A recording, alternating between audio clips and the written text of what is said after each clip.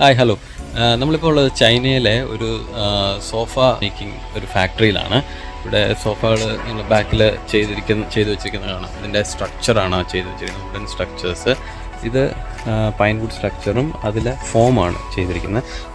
Form തന്നെ 2 type form use ചെയ്തിട്ടുണ്ട്. ഒരു ഹൈ ഡെൻസിറ്റി ഫോമും ഒരു സോഫ്റ്റ് ഫോമും. ഇതാണ് അതിൻ്റെ ബേസ് സ്ട്രക്ചർ എന്ന് പറയുന്നത്. ഇതിലാണ് പിന്നെ ലെതറിൻ്റെ കവർ ചെയ്തിട്ട് സോഫ ഫിനിഷ് ചെയ്യുന്നത്.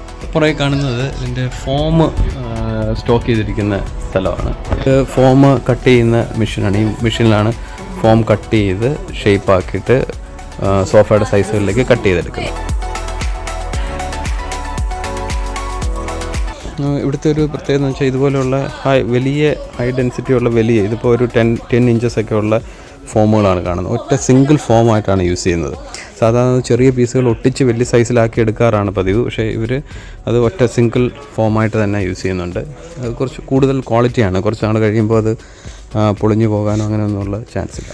ഇതുപോലെയുള്ള വുഡൻ സ്ട്രക്ചറുകളാണ് സോഫയ്ക്ക് യൂസ് ചെയ്യുന്നത്. ഈ വുഡൻ സ്ട്രക്ചറുകളിലാണ് മുമ്പേ നമ്മൾ കണ്ടുപോലെയുള്ള ഫോമുകൾ യൂസ് ചെയ്യുന്നത്. ഇതാണ് അതിനുവേണ്ടി യൂസ് ചെയ്യുന്ന വുഡ്. ട്രീറ്റഡ് പൈൻ വുഡ് അങ്ങനെയുള്ള വുഡുകളാണ് ഇതിൽ യൂസ് ചെയ്യുന്നത്.